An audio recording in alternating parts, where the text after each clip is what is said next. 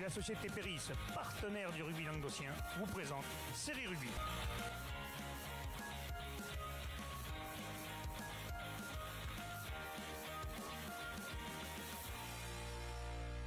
Bonjour mesdames, messieurs, bienvenue à Série Rugby, votre émission sur rugby amateur de la régionale à la fédérale, avec mes sérieux chroniqueurs. Salut Joss, je vais t'appeler Bubu. Ça change, hein. Ça change, ouais. Pourtant, je comprends pas, on se ressemble pas trop. Non, pas trop. Salut Bubu. Ça va, allez. Peut-être arrêter les UV. Je me suis rasé quand même. Ah, c'est bien. Bon, ça fait bizarre, on a les couteaux suisses, les moules qui passent, parce que là, c'est les poulpes, c'est ceux qui savent tout faire. On bricole à fond là. Bon, j'espère que la petite Benja soit bien grave. On a eu des bonnes nouvelles. Bon, ça va alors. Si grave, parce qu'il était parti à l'hôpital, il revient avec nous. Wally, j'espère que tu arriveras à marcher de bec, parce que sinon, je vais t'envoyer, à l'époque, tu aurais été à la Berchère, tu aurais été reçu avec grand plaisir. Oui, c'est la festinière, lui. La festinière, ouais. D'accord. On va savoir tout, Bon, maintenant, on va parler des résultats qui nous intéressent, les résultats de la régionale 3. J'allais dire fédéral 3, j'étais bien. T'étais pas loin, j'ai eu peur. Allez, poule 1. On commence tout, déjà qu'on est en avance. Saint-Quentin-la-Poterie, Beaulieu, victoire de Beaulieu à l'extérieur, 43-26. Bon, c'est pas une grosse surprise, on attendait un peu bonus offensif. Bonus offensif, mais il faut rendre hommage à cette équipe de Saint-Quentin qui a vendu chèrement sa peau, parce que même si le score est très flatteur pour Beaulieu, des retours qu'on en a eu, ça s'est pas passé si facilement que ça pour les Beaulieurois. Même s'ils ont quand même bien attaqué avec un essai dès la première minute par Pierre Galambrin, transformé par son frère Henri. Ah oui, Markel, c'est ça, marqueur les deux là. Ils en ont marqué l'autre. Ils vont marquer 2 essais de plus justement par Henri et par Moisan. Donc ils mènent 19-0 assez rapidement au bout du quart d'heure de jeu. Et ils vont commencer, la machine va commencer un peu un petit grain de sel à se dérégler, à commencer à déjouer. Beaucoup de fautes d'en avant. Beaucoup de pénalités, beaucoup pénalisé les Beaulieurois. Des plaquages manqués. Un tabouret qui descend. J'ai rien touché. Ça, c'est beau. C'est Gérard Majac que tu nous as fait. Je remonte. Allez, remonte. Pas mal, ça, là, pour les tabourets neufs, c'est joli. Sérieusement que ça tombe. Peut-être, il faudrait peut-être que. Tu maigrisses. Tu grossisses, parce que moi, t'as vu, je suis gros, ça bouge pas. Et donc, Saint-Quentin qui va commencer à mettre un peu plus d'intensité, un peu plus d'envie, qui va essayer de. T'as mis des IPN en dessous. Qui va commencer à se réveiller. Et Beaulieu va réussir à inscrire un 4e essai à la demi-heure de jeu, 24-0. Mais attention, Saint-Quentin va vraiment mettre du cœur, va transpercer la défense beaulieuroise et va marquer un premier essai par Albouy après une action de plus de 50 mètres. Et il déménageait pas Non, c'est pas le même. Poser la question. Donc à la mi-temps, 24-7 pour Beaulieu. Une grosse remontée de bretelles parce que bon, la prestation, même malgré l'ampleur du score, les entraîneurs n'étaient pas super contents de ce qui était produit. Et en deuxième période, ils vont inscrire de suite par un bel essai, par un essai de classe apparemment par Henri Galambrin, qui va transformer lui-même. Et finalement, Saint-Quentin va à nouveau revenir par Garrido après un long temps de jeu dans les 22 mètres de Beaulieu. Puis un autre essai par... ça va être un peu de ping-pong, ils vont inscrire chacun un essai. C'est Martinez pour Beaulieu à la 65e. Garrido va inscrire son doublé sur le coup d'envoi pour revenir à 19-38. 2 minutes après, c'est Even pour Beaulieu, 19-43. Beaulieu qui essaye de garder cette avance, mais finalement, c'est un dernier essai de Saint-Quentin qui va venir par pic. Donc, score final 26-43. Il a failli leur piquer le bonus. Ouais, il a manqué un. Qui ne met pas vraiment en valeur. Mais c'est bien pour les supporters, ils sont plaisant. La grosse performance de Saint-Quentin, qui était que 17 sur la feuille. Donc, à 17, ils ont fait ça, c'est pas mal. Ils ont fait vraiment un gros match. Vraiment un gros match. Et à noter également un excellent arbitrage de M. Lefebvre. Eh bien voilà, quand dit ce mot, il faut le dire. Il n'y a pas que des cloches quand même. Voilà. Marguerite recevait le Stade du Chaudois. Victoire de Marguerite, 55-7, bonus offensif. Ouais, petit bonus offensif, hein, on peut le dire. Non, un match à sens unique de Marguerite, comme sur le commentaire du match précédent. Le Stade du Chaudois s'est déplacé à 17. Par contre, pareil, ils se sont envoyés tout le match. Je sais pourquoi ils sont déplacés à 17. Il y avait quelque chose. Petit message pour le président, il n'a pas trouvé comment nous remettait la poignée de la porte. C'est bon. On verra s'il a suivi le message. Vas-y. Donc voilà, donc ils sont venus à 17, grosse vaillance de leur part, ils se sont envoyés jusqu'au bout du match, ils n'ont jamais fermé, mais bon, malheureusement le match a été un peu à sens unique. Marguerite a quand même inscrit 9 essais, donc ils ont pas mal verrouillé le jeu, ils ont confisqué pas mal de ballons. Et Huchot et finalement, je perds mes mots. Marque un dernier essai. Sauve l'honneur. Voilà, sauve l'honneur en deuxième mi-temps, pardon, merci. Si tu as besoin, tu m'appelles. Tu vois que tu peux. J'ai jamais fait Serial Chroniqueur, tu pourrais. C'est le fait d'arriver un peu Ouais, comme ça, là, sur Il fait une chic-chac. J'ai voulu faire une chic-chac tellement vite que je me suis dit quelle âge je suis. Je comprends pourquoi tu n'en faisais pas à l'époque. Et à signaler quand même que Marguerite y a remercié tous les mecs du Stade du Chaudois pour leur partie, pour le fait d'être venu à 17 de s'être envoyé et d'être resté à la troisième mi-temps et d'être resté à la soirée avec eux parce qu'ils ont fait une soirée sur le thème des Jeux Olympiques pour fêter les anniversaires respectifs. C'est bien, c'est bien ça, quand le rugby. Portée de Paul Poiré. Voilà. Ils sont nés le même jour, la même année et le même poste. Et au même poste. Voilà. D'accord. Allez, le dernier match Pas la Beaucaire. même mère, par contre. Le dernier match Beaucaire-Tarascon, Roquemont ne s'est pas joué. Le match est à rejouer au 25 février, 25 février, ouais, c'est ça. Donc c'était pas un forfait, donc déjà c'est bien. Décalé juste. Allez, un point sur le classement rapide. Beaulieu premier 50, Vauvert 47, Marguerite 47. Donc là c'est très serré cette poule. Les trois premiers, ça peut changer complètement. Stade du Chaudois 28, Vendargue 25 aussi. Ça peut s'inverser. Et après 51, La Poterie 15, Beaucaire 6 et Roquemont 2. Moins 2, pardon. Ouais. Donc ça veut dire quand même que les trois premiers sont sûrs d'être dans la poule du haut. On passe maintenant à la poule 2, messieurs. Marseillan recevait le stade de Bessanay, victoire de Bessan, mais 15-12, juste. Hein 15-12, pour Marseillan qui confirme son renouveau, sa bonne forme.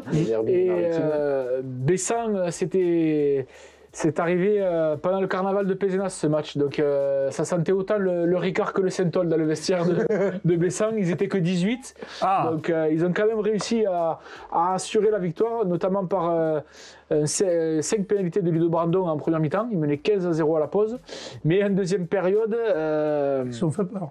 Et oui, la fatigue, le manque de remplaçants et Marseillan, le jaune dans les chaussettes. Ouais, les petites fioles de jaune, t'as raison.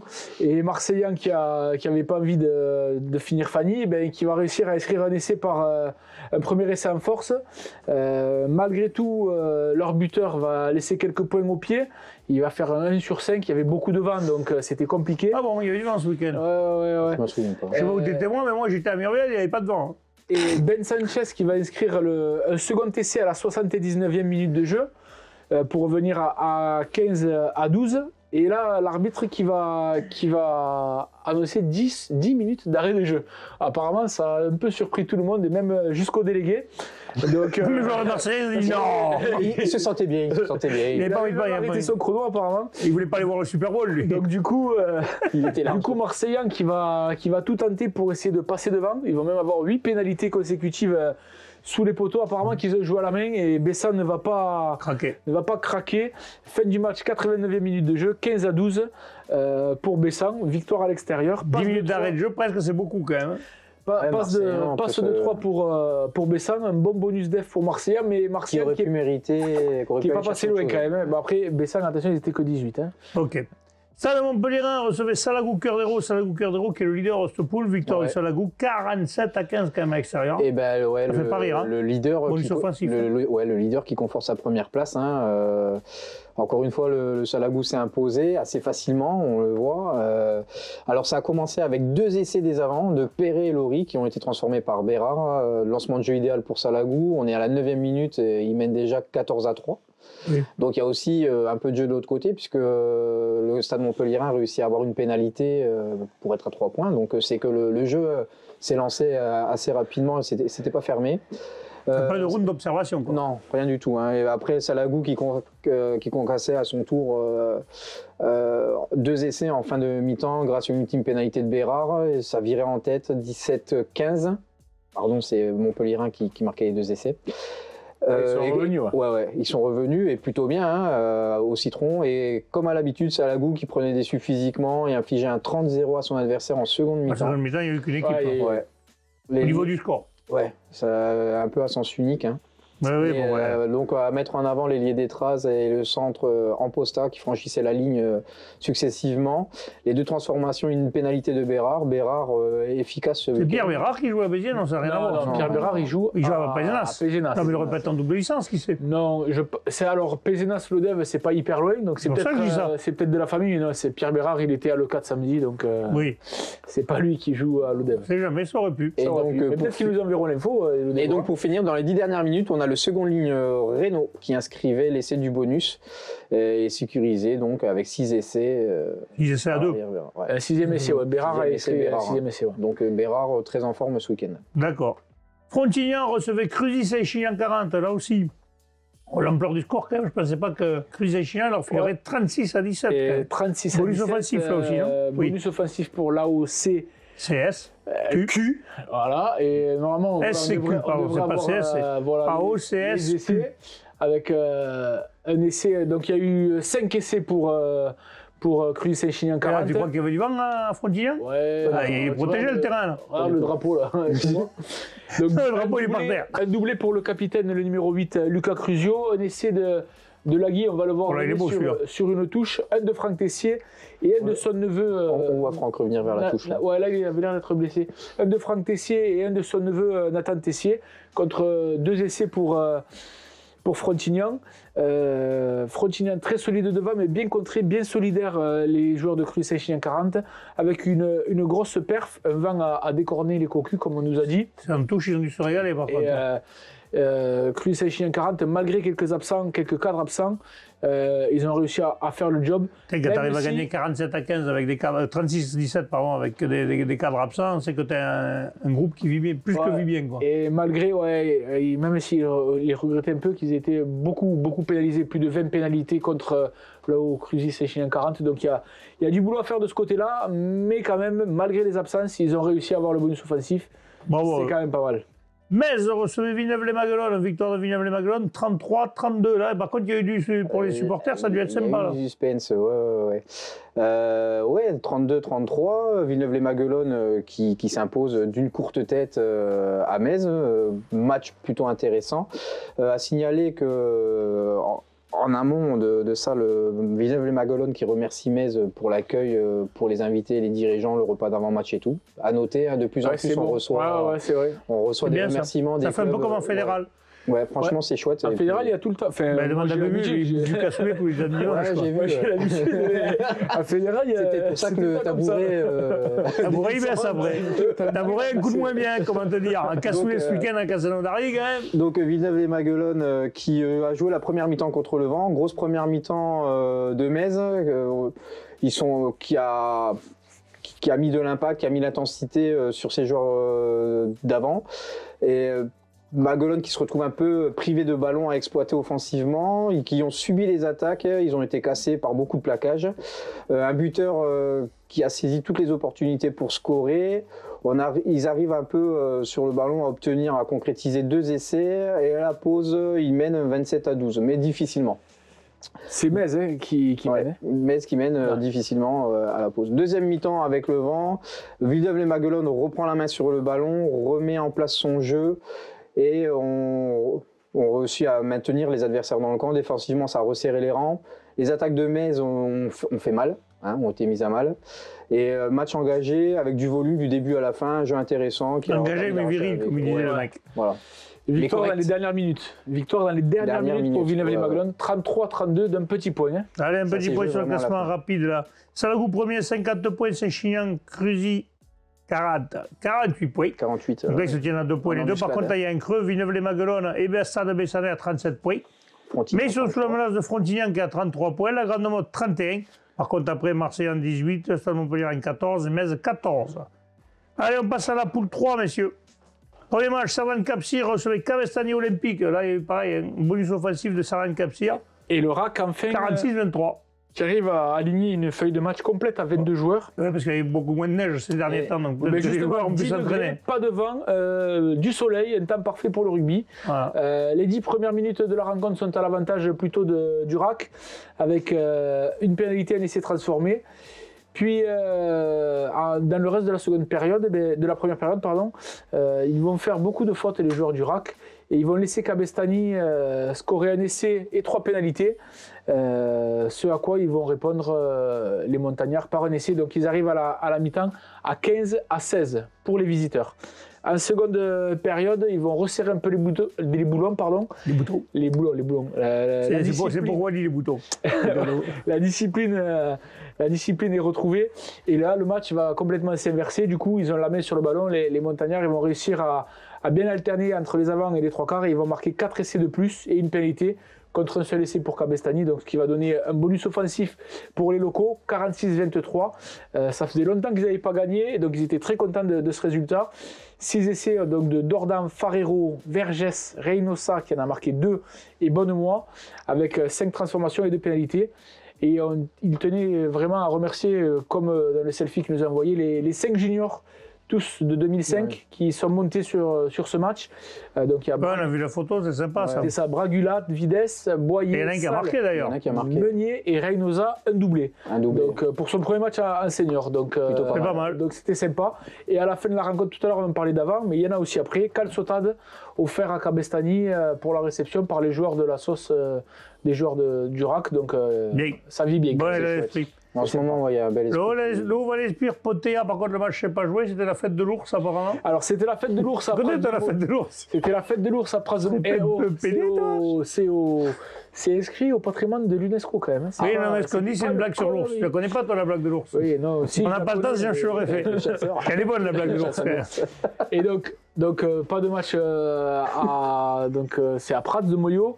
Et le terrain d'Arles-sur-Tech et l'autre n'avaient pas de douche. Ah, c'est sympa, tu douches au tuyau dehors. Tu as pas connu ça, toi, tu l'as jamais fait, toi? Si, moi j'ai fait la douche à Tuchan. J'ai fait la douche à Tuchan sous l'eau froide, et ça ne nous avait pas empêché. Bon, c'est parce qu'on avait gagné, je crois qu'ils nous avaient coupé l'eau, mais. Il y a des clubs qui faisaient ça avant. Ils remerciaient les visiteurs, ils nous coupaient l'eau chaude. Et donc, du coup, ils joueront le 25 février. Parfait. Toche Corbière recevait Limoux. Victoire de Toche qui fait tomber le leader. 27-15. Ouais, 27-15. Ouais, belle victoire de Toche. Celle-là, on ne la voyait pas venir quand même. Même si on sait qu'à Toche, c'est difficile d'aller gagner. Toche, on avait dit. Moi, j'avais dit Toche la semaine dernière. Oui, non, mais enfin. Oui, le bonus, je ne pensais pas au bonus. Le bonus, quand même, on ne l'a pas vu arriver quand même. Non, le match a démarré d'abord par une minute d'applaudissement en hommage à un de leurs dirigeants, à M. Albert Vignon, qui était disparu dans la semaine. Mais le match a commencé tambour battant.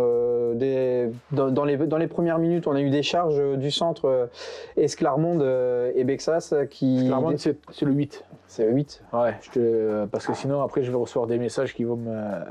C'est le 8, c'est pas le centre. Il ne pourra pas les manger. Ligne centre. Il ne pourra pas les manger chez Prado. J'ai pas tout faux. Il ne pourra pas les manger chez Prado avant d'aller voir un match. Ils ont déstabilisé. Ils ont mangé chez Prano, justement. Qui déstabilise. On a vu la photo. Qui déstabilise la défense des visiteurs et suite à un ballon porté dans les 5 mètres, Maître conclut l'action par un essai. Les visiteurs vont réduire le score quasiment de suite avec une pénalité. On revient à 5-3. Ensuite, Toche va monopoliser le ballon. Esclarmonde toujours présent avec Catania qui vont pas mal percuter au centre du terrain pour recentrer les défenses. Après, il va y avoir une action de Garcia à l'arrière qui va percer sur 50 mètres après avoir été mis sur orbite par ses collègues. Les Limouxins se ressaisissent et sur un renvoi mal négocié dans les 22 de Toche, c'est le pilier Azam qui, poussé par son pack, se retrouve dans l'embut. Gabel va se payer tout seul et va conclure la transformation. À la 21e, dans les 22 Limouxins, Vallès extrait le ballon du regroupement et s'échappe au ras. 3e essai pour Toche, 15-10. Le score en restera là à la mi-temps. Voilà. Et ensuite, deuxième mi-temps, hop, excusez-moi. 12 points pour. 12 points c'est des points au pied ou c'est des essais? Non, il va y avoir 2 essais de plus. 2 essais de plus.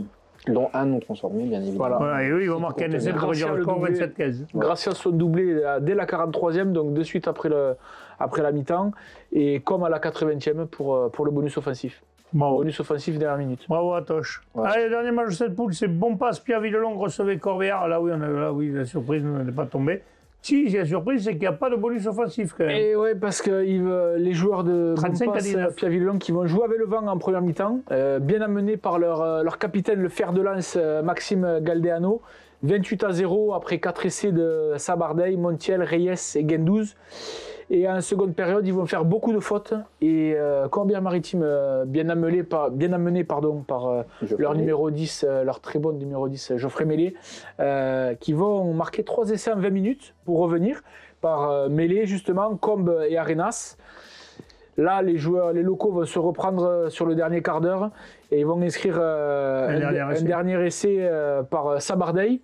Et à l'ultime action, à la 80e, ils croient qu'ils vont inscrire le bonus, mais ils sont repris dans l'embut non avant d'aller en but et du coup pas de bonus pour Bompas Piaviolon. Victoire 35-19, mais un match quand même dans des conditions compliquées avec une très très forte tramontane dimanche.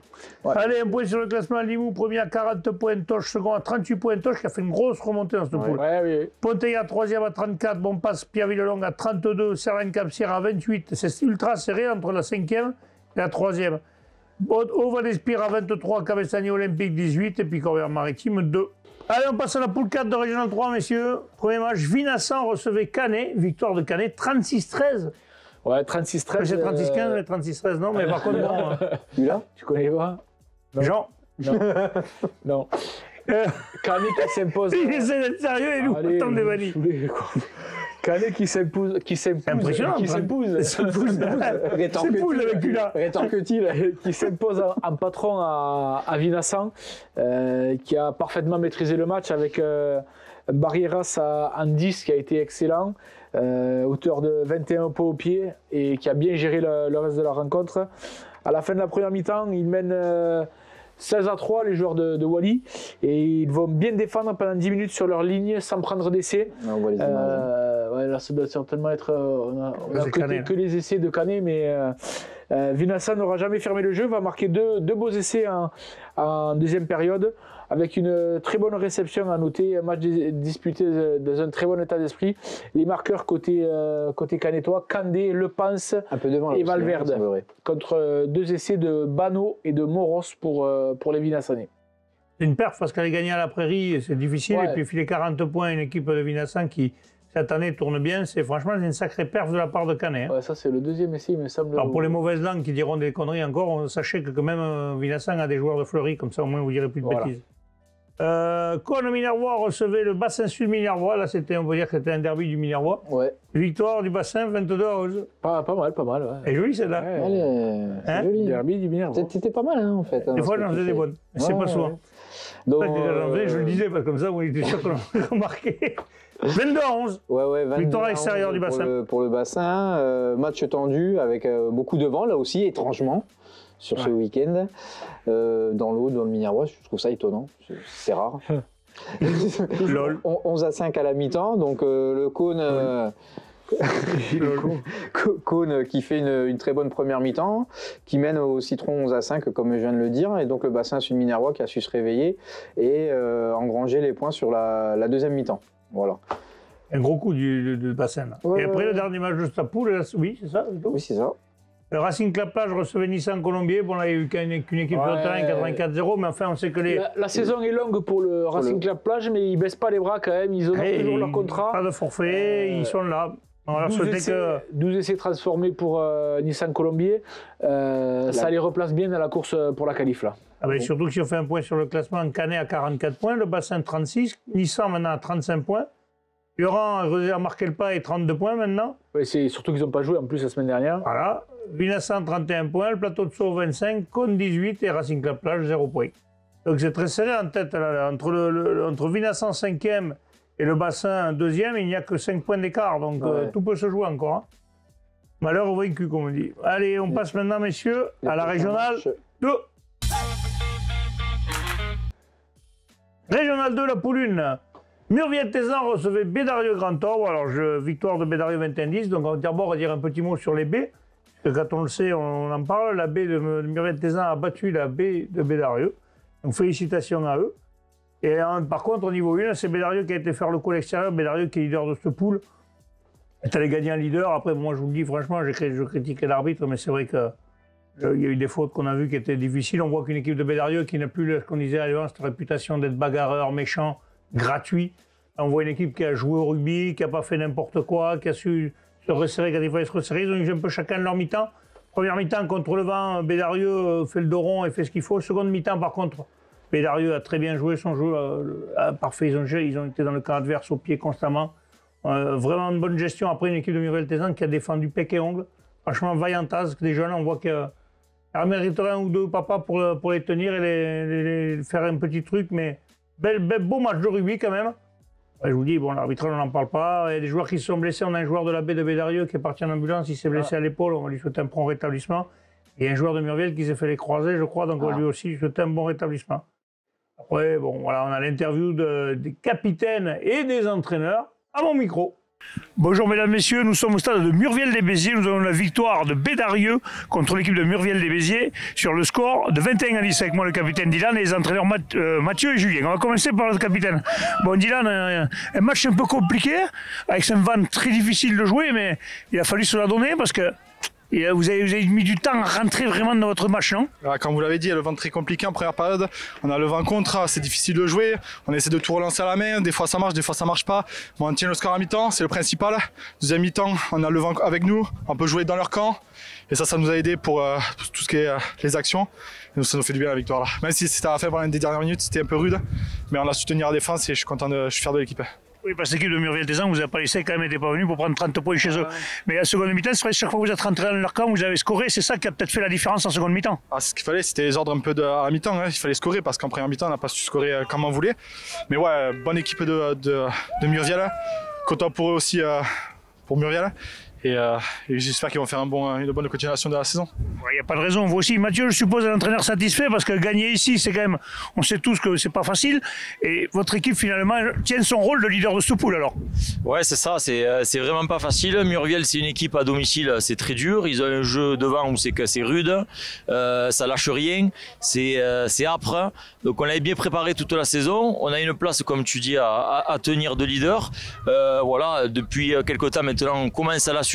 On voulait venir ici avec des certitudes et je pense que c'est ce qu'on a fait. On a réussi à vraiment, dans le combat, dans tout ce qui est la conquête, on a réussi à tenir notre rôle et c'est très important pour nous. Ouais.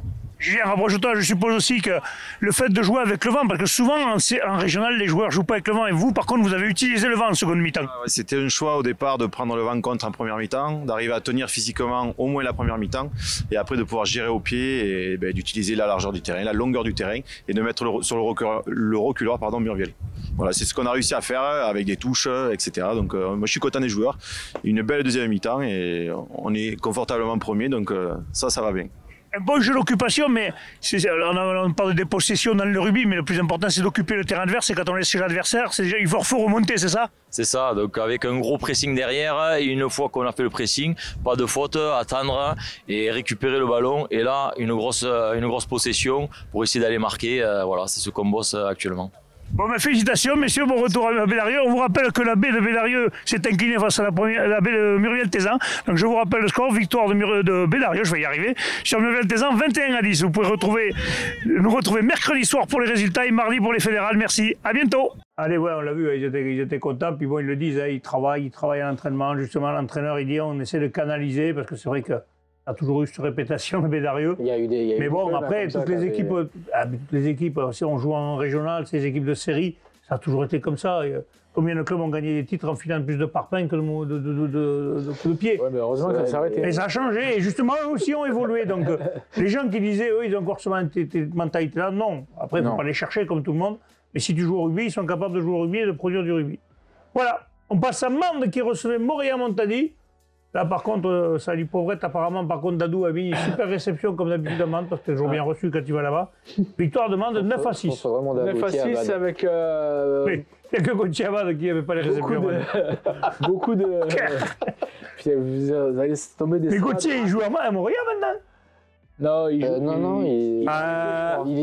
avait fait une double licence, je crois, à Montréal, effectivement. Je ne sais pas s'il est resté, s'il est parti à la BB. Il est à la BB, mais je crois qu'il est en double licence, non? Enfin bref.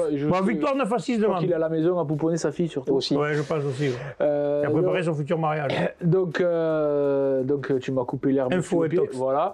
Mende attaque avec le van dans le dos, va mettre son jeu en place. Mais qui va taper sur une défense de Montadi très coriace et qui va ralentir, qui va bien combattre dans les rucks pour ralentir les sorties de balles. Les 15 premières minutes vont être à l'avantage de Mende qui vont jouer dans les 22 mètres et Montréal se mettra plusieurs fois la faute, ce qui va permettre au buteur de Mende d'inscrire 2 pénalités. Fin de seconde période, ça s'inverse un petit peu. C'est Montréal qui va occuper le terrain de Mende et Mende qui va prendre un jaune. Montréal va en profiter, il va revenir à 6 partout à la mi-temps. En seconde période, Mende va rattaquer pied au plancher pour pousser les visiteurs, ouais, c'est ça, à faire des fautes. Va inscrire 3 points de plus, 9-6, et puis ce sera ce sera tout jusqu'au score final. Pardon. Mande va avoir des occasions, va passer 2 fois la ligne, mais les essais ne vont pas être accordés. La rentrée du banc des joueurs de la Lozère va mettre à mal cette équipe de Montréal, mais le score en restera là, 9-6. Bonus défensif, c'est bien. Bonus défensif en déplacement à Mende, c'est quand même pas mal pour Montréal-Montadi. À signaler que la baie de Montréal, qui se déplaçait aussi, a gagné à l'extérieur. Oui, et au stade Montpellier, si je ne dis pas de bêtises. Oui, il y a eu une belle roue, il y a eu 40 points de jour. Ouais. Et donc on dira aussi bon rétablissement à tous les blessés et une grosse pensée pour Dadou. Alors j'espère que Dadou s'est pas blessé, mais c'est l'entraîneur de Mende qui m'a dit de faire passer le message. Donc j'espère que Dadou va bien. Ouais, enfin, je sais pas, il avait fait une bonne troisième mi-temps là-bas. Donc, alors peut-être qu'ils ont bien profité ensemble, peut-être. C'est possible aussi. peut-être pour ça. C'est peut-être pour la récup. Ouais, c'est ça. Saint-Gély-Pixelou recevait Port-Tirane-Serge Villeneuve et celle-là on l'avait pas vu arriver. Non. Ouais. Parce que surtout que Saint-Gély s'est imposé à Port-Tirane-Serge Villeneuve. Oui, on y était. Et là, victoire de Port-Tirane-Serge Villeneuve 28-22. Bon, après, il y a eu des cartons rouges. Ouais. Donc, il y a eu des chicorades. Des échanges d'amabilité. Il y a un deuxième carton. Qui c'est les cartons? Non, il y a eu un deuxième carton jaune, il me semble. Et un, oui, sur un geste d'énervement. Un geste d'énervement, Ouais, mais Un geste d'énervement, ça veut rien dire. Non, mais du coup, le Villeneuve qui s'impose à 13 contre 15, pour le coup, donc grosse perf à Saint-Gély. C'est plutôt pas mal. Donc, plus que bien. Ouais, pour le fil du match, début de match très serré, beaucoup de pénalités concédées par les ententistes de Villeneuve. Les locaux de Saint-Gély ne prennent pas les points et essayent de jouer à la main et d'aller marquer, mais se heurtent à une très très bonne défense des ententistes. Ces mêmes ententistes qui prennent 2 cartons. Les 2 cartons rouges dont on vient de parler, mais les visites... Autour de la demi-heure de jeu, qui vont jouer à 13... quand même une mi-temps et demi, quand même. Ouais. Pas mal, quand même. Et même à 13, ils vont réussir à inscrire un essai à la mi-temps. Avant la pause, donc ils mènent 10-0 à la pause. Et à 13 contre 15, donc plutôt déjà pas mal. Grosse première mi-temps, donc il a fallu, je pense, resserrer un peu... Dans les vestiaires. Après, dans les poches, c'est des fois pas trop. Après, il menait 10-0, puis 13-0, 18-0. Et là, Saint-Gély-Pixelou va quand même réussir à se réveiller. Ils vont revenir à 17-18, forcément, à 2 de plus, en sachant qu'en plus, en seconde période, les joueurs de Port-Tirane vont être assez indisciplinés, vont prendre des blancs, des jaunes. Ils vont tout le temps jouer à 12, plus qu'à 13 même. Mais ils vont réussir à inscrire un essai, un ultime essai sur une relance de l'embut de Saint-Gély-Pixelou, interception, et c'est de la victoire, 22-28. Donc gros match de l'entente Serre Port-Tirane Villeneuve. Les joueurs de... Le jaune a dû couler là. Ouais, les joueurs de Saint-Gély-Pixelou qui auront pas fait vraiment une grande prestation apparemment de ce qu'ils nous ont dit de leur côté, mais Serre Port-Tirane Villeneuve est allé la chercher quand même, parce qu'à 2 voire 3 de moins tout le match quasiment. Je vais vous oublier une info tant qu'on y pense, Bézarieux Murviel, on a un copain à nous là, Jeff Kemp, je ne sais pas si vous vous rappelez ce joueur là. Bien sûr. Après un petit carton rouge. Mince. Il venait de reprendre, il s'était fait les croisés il y a 6 mois, mais il y a un an, il vient de reprendre le rugby, il prend un rouge. En plus, il n'y avait rien apparemment, mais bon, l'arbitre n'a pas voulu mettre geste d'énervement plutôt qu'autre chose, mais bon, je souhaite qu'il ne se fasse pas trop sanctionner. Enfin, dernier match, Bagnols-Marcoul recevait Saint-Gilles, duel des mal classés, et Saint-Gilles est allé gagner à Bagnols-Marcoul. Et dernier de poule, c'est un peu logique quand même. Qui a joué avec le vent en première mi-temps, qui a occupé territorialement le camp de Saint-Gilles. Les Saint-Gillois qui quand même ont bien défendu, profitant des maladresses de Bagnols. Mais Bagnols va inscrire un essai à 15 contre 14 par Broquin. Donc mi-temps 5-0. Et même si en fin de période, il y aura un carton... même 2 cartons pour les locaux qui ne vont pas permettre à Saint-Gilles de marquer. En seconde période, Saint-Gilles avec le vent va plus jouer du coup dans le camp de Bagnols. Malgré quelques imprécisions, ils vont réussir à inscrire un essai, un drop d'abord par Solaire, puis un essai en coin suite à un coup de pied rasant du junior Calès pour ce même Solaire. Avec la transformation de Meurant, ça fait 10-8. Il reste 5 minutes à jouer, mais Saint-Gilles va tenir. Un match qui s'est déroulé dans un très bon état d'esprit, avec un très bon arbitrage de M. Seba. Et malgré de nombreux absents titulaires côté Saint-Gillois, Les joueurs qui étaient présents ont répondu présents, notamment 2 juniors et 5 joueurs qui ne faisaient que leur 2e match de la saison. Et félicitations. Donc, vraiment une belle perf de Saint-Gilles dans ce duel de mal classé, mais qui sourit aux visiteurs. Un point sur le classement, Bédario premier à 49 points, Saint-Gilles second à 45 points. Ils ont 10 points d'avance sur le 3e qui est Portiran-Villeneuve à 35 points. Montali s'est bien reclassé à 30 points. Man 25 points en embuscade, Muriel-Tézan 22, Saint-Gilles 11 et Bagnols-Marcoul 2. Allez messieurs, la poule 2 de Régional 2, premier match. Ouveillan-Cuxac-Salel recevait PLM, piège de la paire, victoire d'Ouveillan-Cuxac-Salel, 20 à 15. Ah non, c'est pour moi, pardon. Bah oui, tu fais toutes les premières, qu'est-ce que tu me racontes, c'est moi qui bug, j'ai bugué. Même. Les bonus défensifs pour PLM, c'est surprenant là quand même. Et après, Ouveillan-Cuxac-Salel. Ouveillan-Cuxac qui est quand même oui, c'est une belle équipe. C'est quand même pas le dernier de la poule. Mais PLM était quand même sur une forte dynamique. Et là, Ouveillan qui fait vraiment un bon coup, qui va marquer les esprits même, hein, qui menait 15 à 12 après à la mi-temps. 5 pénalités de Rémi en première période contre 2 essais d'Esquirol et d'Albouy. Pour les visiteurs, et en seconde période, c'est Sucia autour de l'heure de jeu qui va permettre à son équipe de prendre l'avantage, mais PLM est toujours à portée de fusil. Ça va se rendre coup pour coup dans les dernières minutes, mais Ouveillan-Cuxac va tenir bon et va s'imposer, donc 20 à 15 va faire tomber. Bonus défensif pour le dauphin de cette poule. Surprenant. Mias recevait Alaric, victoire de Mias, moins surprenante celle-là, 28 à 11, bonus offensif. Toujours leader, plus que jamais même. Ouais.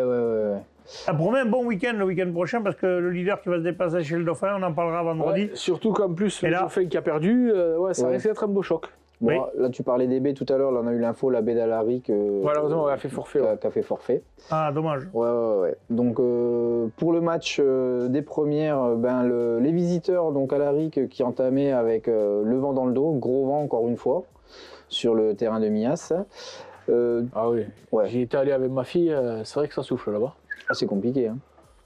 Donc, forte domination territoriale, puisqu'ils ont occupé le terrain et tout. Cependant, les Mias n'a rien lâché en défense. Au contraire, c'est le centre Colgros qui aplatissait dans l'embut à la 15e, après une action lancée depuis les 60 mètres.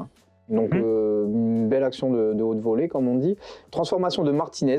On croyait alors, on aurait pu croire à un cavalier seul du leader, mais que nenni. Aurait pu rétorquer notre ami Bubu. Et non, là c'est Dédé qui a dit que nenni. Et ouais, c'est pour ça. Donc le but d'eau. Dédé. Celle-là. Il est con. Le buteur. Tu le sais. Le buteur au doigt, Barthes réduisait le score sur pénalité à la 26e et à la 30e suite à des fautes répétées sur plaquage de haut. Donc peut-être un travail à prévoir pour Mias là-dessus. Sur le coup d'envoi, cafouillage des locaux. Et c'est le centre visiteur Roca qui profite pour marquer et placer les siens devant au score. Donc on arrive à la mi-temps avec un score de 7 à 11 pour Alaric. Et donc, vous l'avez compris. Dans le mi-temps, 3 essais. Exactement. Donc, ça va souffler. D'abord, Pep.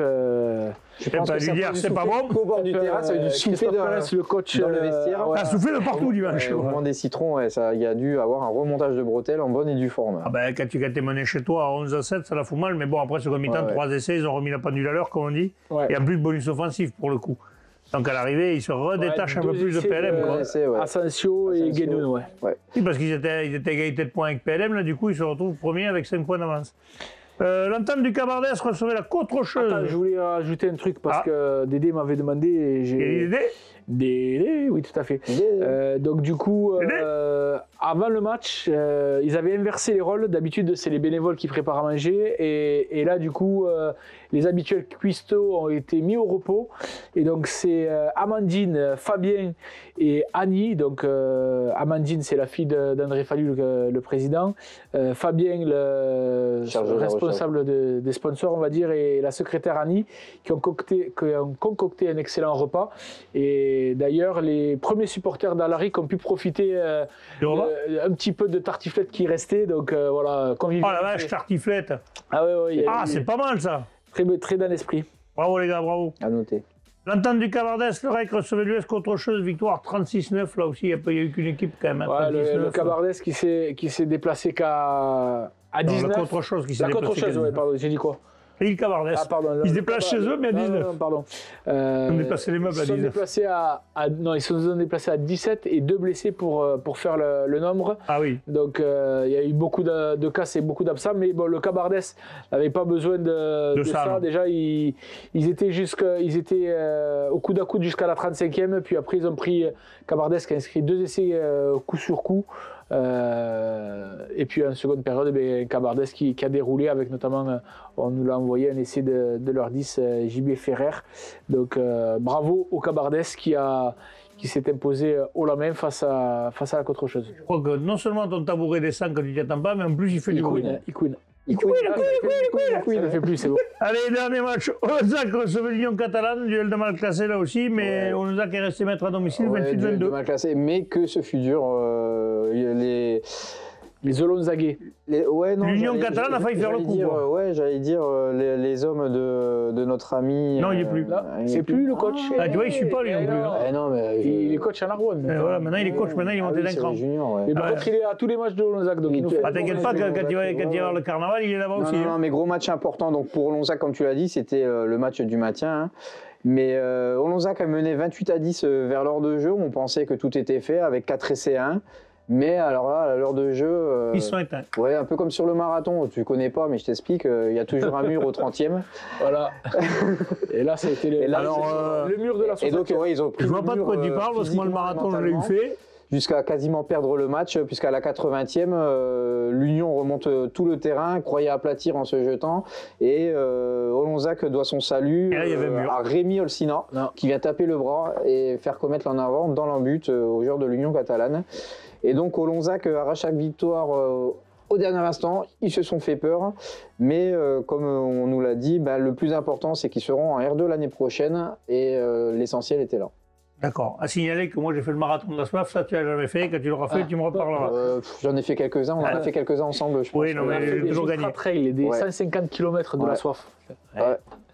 Oui, bon, allez, on va parler des matchs. Hop, on se calme, on parle du classement. Premier Mias, 58, PLM, 53. Ouvrier Cussac, 36. Arrêtez de faire les marioles, vous avez changé. Entente de la tête, 32. Le Cabardès, 27. Alaric, 25. Contre-chose, 23. Olonzac, 20. Et l'Union catalane, 13. Je vous prends quand vous voulez à l'apéro. On se calme. Allez, on va passer, messieurs, à la régionale 1. Vous allez mettre ton marathon, vous allez voir, je vais vous plomber, vous ferez moi les marioles. Premier match. Hein, c'est en courant, c'est pas en roulant, hein, c'est en courant. Il arrive même pas à Orchies à faire un marathon. Putain. Mesdames, messieurs, je n'ai plus d'avis. Mogio recevait Uzès, victoire de Mogio, 20-7. C'est vrai que j'avais pas d'amis, mais là c'est où un duel de paquet d'avant. Mogio a débuté contre le vent. Et c'est les avants melgoriens qui ont pris le dessus, qui dominaient notamment sur les impacts. Ils menaient 5-0 à la mi-temps après un essai de Théo Jotras, le pilier droit. En deuxième mi-temps, face au vent, avec le vent, pardon, ils arrivent à mieux enchaîner, à déplacer le jeu au pied, à faire du jeu pénétrant également. Et ils vont inscrire 2 essais de plus, donc pour mener 20-0, 2 essais de Vial et de Yvan Vincent, le toujours jeune talonneur président du club, directeur du club, pardon. Oui. Mais dans les dernières minutes de jeu, Uzès va enlever le bonus grâce à un essai de Sigarua, un essai mérité apparemment, qui prive les Melgoriens du bonus offensif. Un match très rude dans les impacts. Victoire également pour les espoirs, 56-19. Parfait. Plage d'Or recevait Revel. Là, il n'y a eu qu'une équipe pareille, 61-8. Ouais, 61-8. Parce que ça, 9 essais à 1, ouais. 9 essais à 1. Là, je pense qu'il n'y a pas grand-chose à dire. Quand même, pour les pauvres Revelois, ils ne sont pas déplacés. Là. Triplé de quelques Simon, images d'ailleurs. Triplé de Simon Lassia, à noter. Ça se joue à Valras d'ailleurs. Côté Plage d'Or, ouais. Oui, donc voilà, il n'y a pas eu photo, 61-8, bonus offensif. Et les plages d'or qui ça leur permet de coller à Corbière 15, à savoir que Corbière, où on en est du match qui ne s'est pas joué contre les toujours pas. Voilà, oui, ils n'ont pas le temps d'en parler entre eux, ils sont en train de regarder les 3 destinations, les mecs de la Ligue. On n'en sait pas plus. Ouais, mais c'est pas grave, quand vous aurez l'info, vous nous l'enverrez. Ouais, peut-être. Non, mais c'est Corbière qui nous l'enverra, parce que la Ligue ne nous l'enverra pas. Bref, on passe au dernier match, messieurs, de cette poule, après avoir vu ces magnifiques essais les plages d'Orbe. Poussin recevait les Rives d'Orbe. Les Rives d'Orbe d'ailleurs, eux, ça les arrangerait bien que le match soit rejoué parce que sinon les 5 points donnés à Uzès, c'était cadeau. Victoire des Rives d'Orbe à l'extérieur, 22-13. Ouais, ils ont dû s'employer hein, pour se défaire de ces vaillants Poussanais, comme à l'accoutumée. Après, un échange entre les buteurs, c'est William Patou et Mathieu Robert, juste avant la mi-temps, qui permettent aux Rives de mener 17-3. J'attends toujours celui qui m'imite, là, des Rives d'Orbe, va venir faire des émissions avec nous, quand même. Gaëtan. Gaëtan. N'oublie pas, je te le dis là, parce qu'à force, tu dis, ouais, me le dites pas, ou tu me fais comprendre que, voilà, Gaëtan, maintenant, l'invitation, elle est lancée. Ah, mais quand tu veux. Voilà, tu viendras commenter, tu vas venir faire le serial chroniqueur. Demande à Kevin mon numéro, il le connaît bien, pas de souci. Allez, on repart en les deux équipes qui avaient été réduites à 14 suite à un petit échange d'amabilité autour de la demi-heure de jeu à la reprise. On appelle une chicorée la chicorade. Une chifarnassade. Aussi, on peut appeler ça. À la reprise, c'est Hugo Terris, le talonneur, qui va offrir le bonus aux Rives. Mais à l'heure de jeu, le capitaine poussanais Thibaut Sauvagnac, qui fêtait son anniversaire avant-hier, si je ne dis pas de bêtises, qui va sonner la révolte et écrire le premier essai de Poussin, tandis que Huard, à 5 minutes de la fin, va limite et réduise la marque. Donc 22-13, les Rives qui repartent avec les 4 points qui leur permettent de rester au contact de cette troisième place. Si on fait un peu sur le classement, Corbière à 49, Plage d'Orbe à 48, Uzès 30, les Rives 27, Revel 24, Poussin 22 et Moguio-Cardon 15. Pour un point au classement, parce que là on le sait avec tous les points enlevés, retirés, rajoutés, ce classement est à jour, si je ne me suis pas trompé, tient en compte les 5 points en moins à Corbière et, et toutes les équipes. Alors j'ai pas compté sur les 2 phases, j'ai fait que les matchs allés. Comme si toutes ces équipes avaient pris 5 points face à Fleury et face à Foyer. J'ai pas fait sur la phase retour parce que personne n'a joué. Tout le monde a pris 10 points, quoi. Voilà. Normalement, tout le monde a pris 10 points. Moguio n'en avait pas beaucoup, alors. Non, mais il y a aucun. Écoute-moi ce que je viens de te dire. J'ai compté que la phase aller. J'ai pas rajouté les 5 points. Il y a 2 équipes oui, qui prennent 5 points, 5 points. C'est ce qu'il vient de te dire. Et après, tu reprendras 10 points de plus. Écoute-moi. Il y a des équipes qui avaient joué contre Fleury et contre Foyer. Eh ben quoi, ils avaient gagné ou ils avaient perdu. Donc là, à ces matchs-là, je leur ai mis 5 poins à tous. Oui, d'accord. Et j'ai pas fait la phase retour parce que tout le monde va les prendre aussi au retour. Et voilà, donc Moguio a 25 points. Okay, je sais plus. Voilà. Ou la merde. Non, Moguio a 20 points, que 5 points. Il manque que 5 points. Mais non, il y a 2 équipes. Il est con. Il y a 2 équipes. Il a raison. Il y a 2 équipes. Non, mais ça me déconne. Mais c'est pareil pour toutes les équipes. Ben oui, donc ils ont 25 points. De toute façon, donc ils sont devant. Ne vous inquiétez pas, il va y avoir le mosaïque, l'arbitrage et tout ça. Donc tous les trucs bien sympas quand même tous les entraîneurs du monde parce qu'ils se cassent le cul être 3e et puis que là, t'as tout le monde qui fait passer le monde devant. Sachant qu'en plus, Corbière, Uzès risque d'avoir un arbitrage. Le jouer. Non, ils l'ont pas joué, pas rejoué. Le jouer. Se jouer, oui. Voilà. Donc on verra. Mais c'est le mot de la fin après ces conneries dites par notre ami Bubu. Je vous remercie. Les pieds dans le plat là. On se retrouve vendredi, j'allais dire samedi, tu vois. Ouais, samedi aussi, on peut se regarder. Pour les pronos. Hein ouais. Les pronos, l'entraîneur et l'arbitre qui je veux dire, l'arbitre qui a arbitré France-Écosse, vous savez pas, non? Ah non, je sais pas. Donc, s'il fait France-Italie, merde, les Italiens ont une chance de gagner. Je vous remercie, messieurs, transpirez bien sur tous les terrains. Et nous, de pas perdre aussi. Ouais, surtout.